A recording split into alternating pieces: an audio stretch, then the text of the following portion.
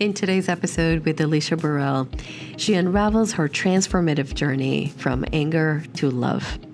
Discover low-impact workouts like Kemetic yoga, meditation, and nature connection. Explore yoga's physical and mental benefits, its power to enhance mindfulness, and the science behind improved flexibility and mobility. It's going to be a Zen one.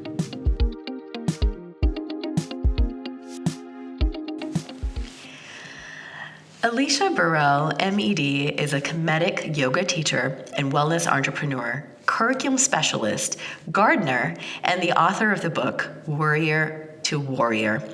Alisha is the executive director of the organization Roots to Wellness that focuses on health empowerment and social emotional learning. Welcome, Alisha. Thank you, Shireen. Glad to be here. It is such a pleasure having you on. I'm really excited about this episode. First off, Alisha, I just want our listeners to connect with you a little and just learn a little bit about your journey. Let's start off with what inspired you to start Roots to Wellness? What was sort of the story behind it? Yeah, just finding out the root cause of what's going on with myself. As I was growing up, they say the childhood time is not just, elementary, but it goes all the way up to 25 years old.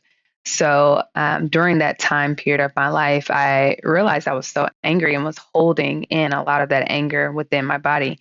And so once I started to go through different coaching and things like that, I started to find out the root cause of the anger and finding out the root to my family history and just things that are going on, relationship, job switching, taking care of a family member as they're healing through an illness, just different life situations and finding out the root cause of where that anger was coming from. And that stress and anxiety really helped me to be able to unpack that in a healthy way through nature and yoga. And so what I am aspiring to do is to reach out to as many people as possible on the benefits of connecting in nature and finding out the root of your family, finding out the root cause of whatever it is that you're facing, and a lot of that can be brought out through yoga as well. So really using that energy into movement to release it from our bodies. And that is interesting, sort of resetting that mind-body connection and really understanding how some of those experiences are really channeled and even held in our body. As the founder of Roots to Wellness, help us understand first, what does that connection even look like? How does that even form, right? And then what are the various types of wellness activities that you provide, and how may an individual really choose what is the right impact level, sort of release, that workout, that yoga for them as well? Sure. So trying to answer as many questions because it was like a conglomerate. But my background is education. And with that, I could see how schools can sometimes get a little bit more involved in the academic part. But that social emotional learning is what we want to bring into that piece as well. So not only are we learning about the academics and the science and the math, the reading, all the things that we learn in nature, we're also including that social emotional side, bringing in the yoga, bringing in the mental health piece, bringing in the mindfulness that helps you understand the why behind things. So when you're looking at the different types of activities that people would do when they work with Roots to Wellness, it could be between gardening, it can be yoga, it can be something, just a mindfulness practice.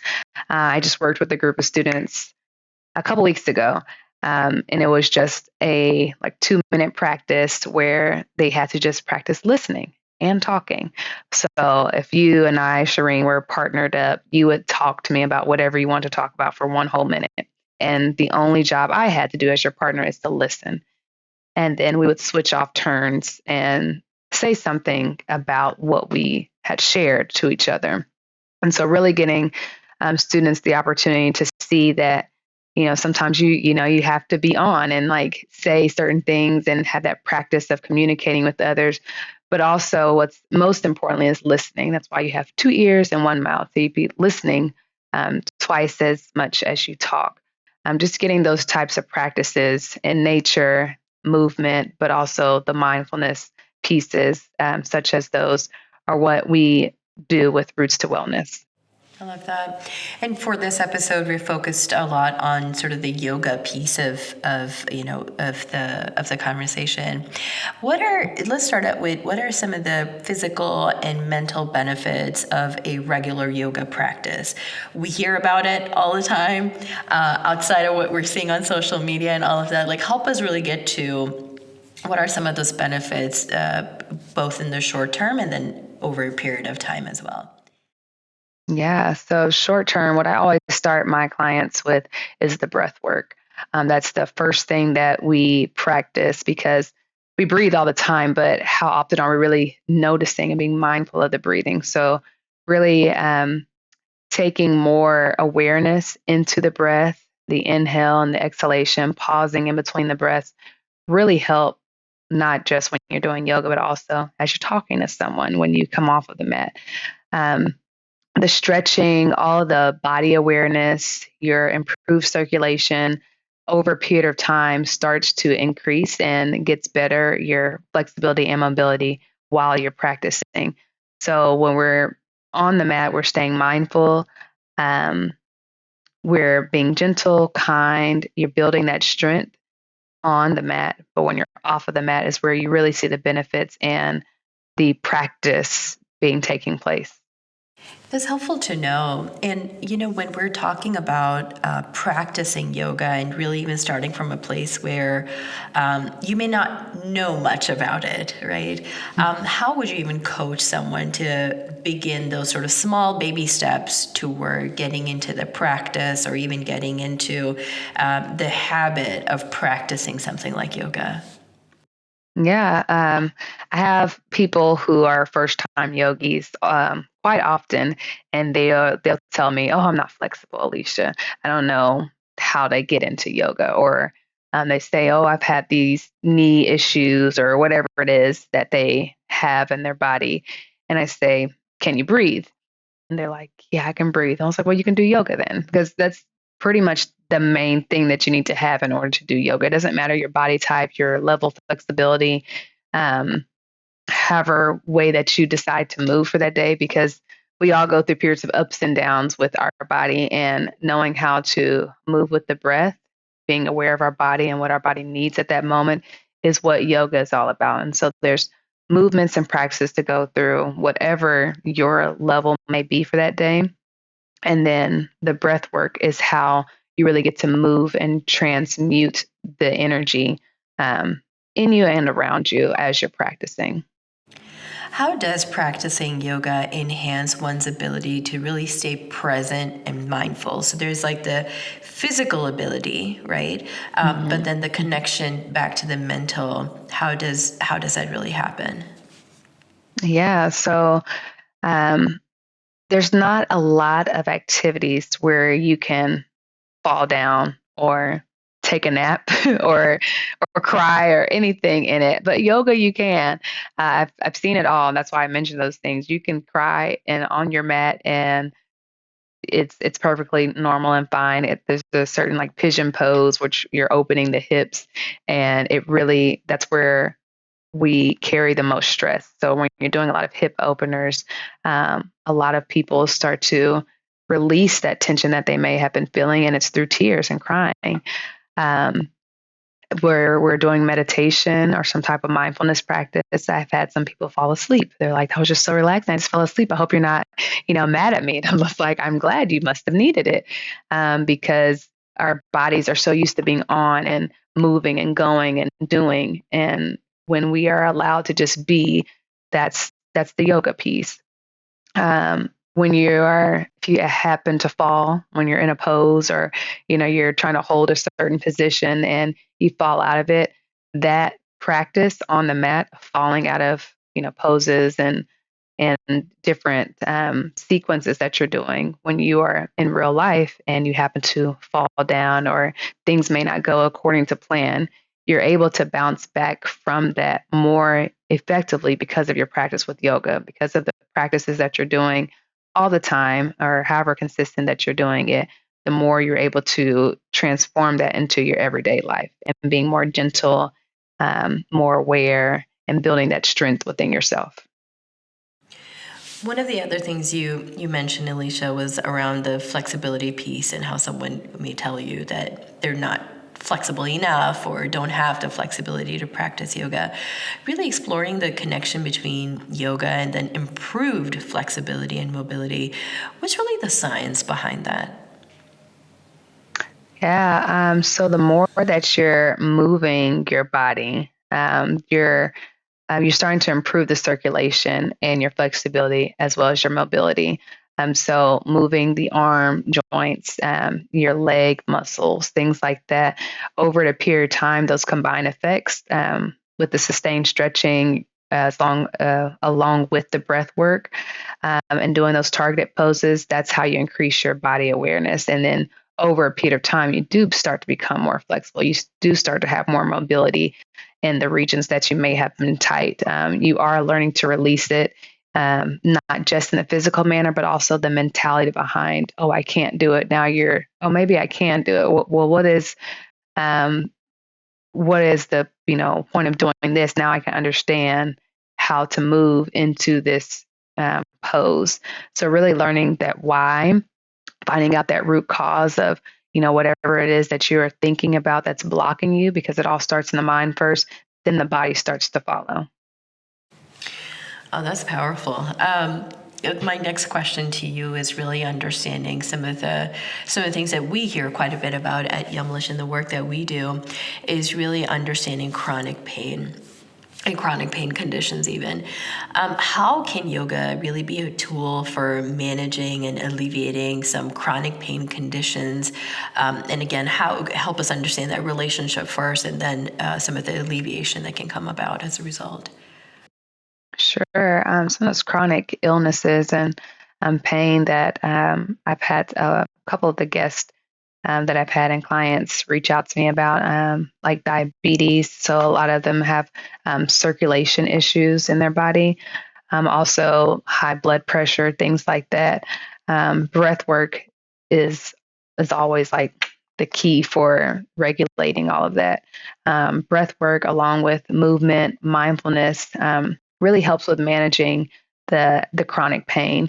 Regular practice can reduce the pain intensity and the frequency of that pain over a period of time. So, much more that you're practicing, the more that yoga can be a tool for alleviating a lot of these chronic pains and conditions.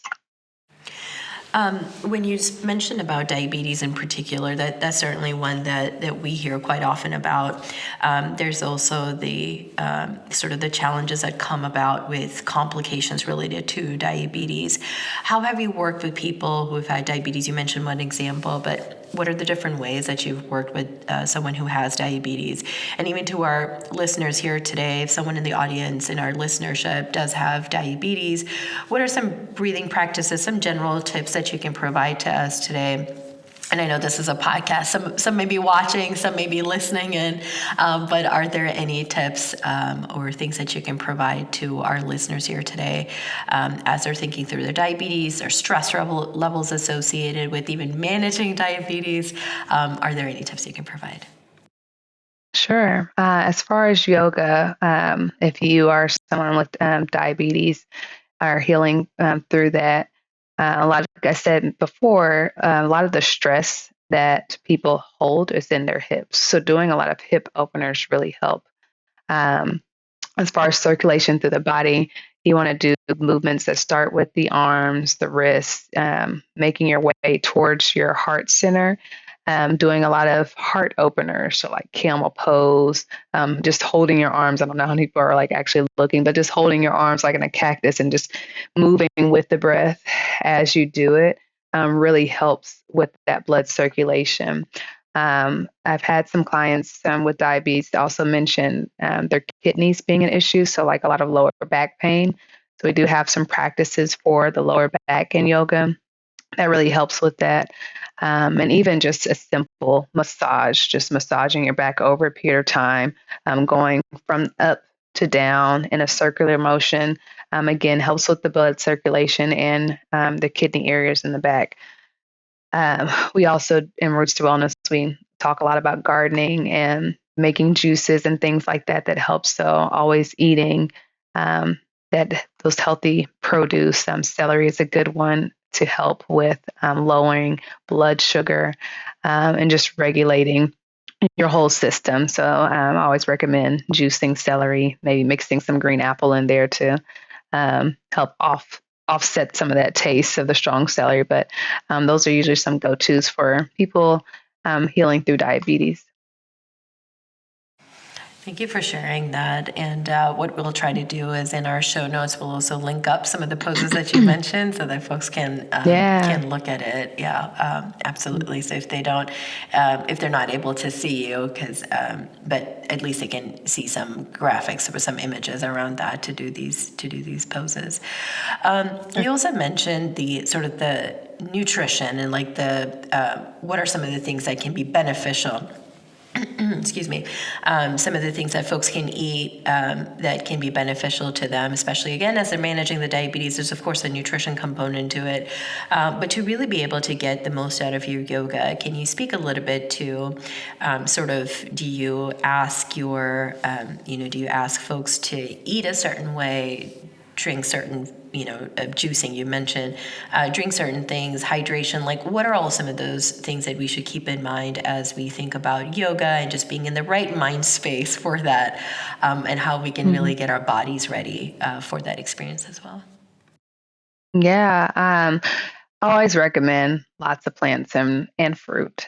So veggies and fruit are always the way to go. Am I having everyone be a vegan or vegetarian? No. You choose what's best for your body type, obviously, but no matter what your body type, blood type, and all those things are, um, eating lots of vegetables and fruits are always going to be number one. There's certain veggies and things that are really good for people with diabetes. I think that's what our focus is right now, and high blood sugar levels. So really being mindful of consuming a lot of fruits because that does turn into sugar. But natural sugar is always better than having white sugar that's been processed and things like that. But really sticking to those veggies are going to be key for helping you maintain a healthy level for your blood sugar. Next, I want to talk a little bit about yoga and mental health, just in general. How can it really be used to support those dealing with anxiety, with depression? We've come out of COVID, but there's still a lot of things that we're still mending that happened to us over the years. Can you explain to us this connection between yoga and mental health, and how does it really help heal? Sure. Speaking for myself, when I was facing a lot of stress and anxiety, like I mentioned, just dealing with a family member who's healing from an illness, dealing with the breakup, job changing, all the things that can really bring a lot of stress, anxiety. What was helpful for me is the practice of yoga. And it doesn't always have to be at a studio, even though, people are more than welcome to practice with me anytime in my studio. Um, but a lot of it starts at home. So your practice that you're doing at home, it could look like 5 minutes just before, you get your kids ready or before get your morning routine down to get to work or whatever you have planned for the day. It could be 2 hours. It really depends on your flexibility and the amount of time you have. There's a quote that mentions that if you don't have a lot of time to meditate, then do an hour. And if you do have a lot of time, do 5 minutes. So basically make the time. Even if that means setting your alarm clock a little bit earlier, because the benefits of your practice, your meditation, your yoga will outweigh the extra 5 or 10 minutes of sleep that you get. So really taking the time to start a practice, whatever it looks like to you is your practice, and that is going to be the phenomenal part of your mental health. What also can boost your mental health is just being out in the sun, doing your practice or doing your meditation. It can even look like a walking meditation. Not everything has to be done on a mat per se. Maybe you stop at a tree and do some stretches there. So it really, your practice is your practice. It doesn't have to just be the stereotypical, yoga poses online and things like that with this, mat and this serene background. It could be in the middle of your room or whatever space that you have. But the main thing is that you're coming consistently and you're being authentic with your practice. You're not trying to look like anyone else. You're taking the time to do what your body needs. I love that approach, and it sort of takes away from sort of what we see, when it comes to yoga. It's like this serene environment, the yoga, and all this flexibility. Is like, yeah, that's never going to happen. And it makes it just it's unrealistic to do that every day. Yeah, exactly. It makes it so unreachable. But what you're saying is start small, and I like the idea where you mentioned just being authentic with it. It seems like yoga has some structure to it, but there isn't structure to the point of where there isn't flexibility. So you can adapt it sort of to your timing, your schedule, even sort of what's most important to you and where your flexibility is at. There's a lot of like adaptation and room for flexibility, it seems, even within it. To our listeners here today, if someone says, okay, I've not quite got the hang of it, or maybe I've tried it before and I haven't succeeded, or I really don't know where to start, where would you tell someone to go? How can they incorporate, even if they just want to like jumpstart a 2-minute, 5-minute session for themselves tonight, tomorrow morning, what advice or what guidance can you provide to them? Yeah, I would start off by having them go like online and check out one of those guided meditations. Excuse me. Um, those guided meditations are really good just for the practice of um, being still. And when you have someone kind of guide you through the breath work, it helps your practice. So that way, kind of where to go on your own, or if you do decide to join a studio and practice there with other people to formulate your own practice or get back into the practice. I know some people who've had a practice and they've kind of fallen off and just wanting to get a refresher or be in community with other people. So it is helpful to go to the studios or at least try some type of guided practice online. I do have my own personal guided practices and things that I post on my socials. So you are free to join me there as well as a start for your practice or refresher. Awesome.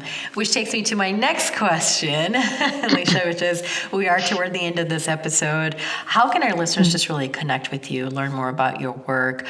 You mentioned even the guided practice. Tell us a little bit about your socials. Again, how can we learn more? Yeah, so if you go to rootstowellnessnow.com, that is the website for my organization. You can join the newsletter that's there, and we send out a newsletter. We're not going to flood your inbox every day. It's one newsletter for the month. And basically, we talk about different events and ways that you can be in community with this practice of yoga and connecting to nature, as well as other tips and things that can help you in your journey. My social media is on Instagram at AlishaB.Well, and that's ALISHA. So you can follow me there, Alisha B. Well on Facebook and Twitter, and Roots to Wellness Now as a Facebook group. Love it. With that, Alisha, thank you so very much for your time. To our listeners, thank you for tuning into another episode of our Yumlish podcast. This has been truly, I think this has been one of those episodes that we've been wanting to do for a while, because we want to be able to talk about yoga and wellness, and really appreciate your time, Alisha, for joining us here today. Absolutely. And to our listeners, you know what time it is. Head over to our social media, Instagram, Facebook, and find this podcast post and comment below to tell us what is your favorite low-impact activity. Yoga, Pilates, cycling, anything, whatever you do. Comment below. And again, find this podcast post on Facebook, on Instagram, and tell us what is your favorite low-impact activity. We'll continue the conversation there. With that, Alisha, it's been an absolute pleasure. I feel just as zen. Just recording this episode, I feel zen. It's healing conversations for sure. It is, indeed, indeed. Thank you again for your time. Thank you, Shireen.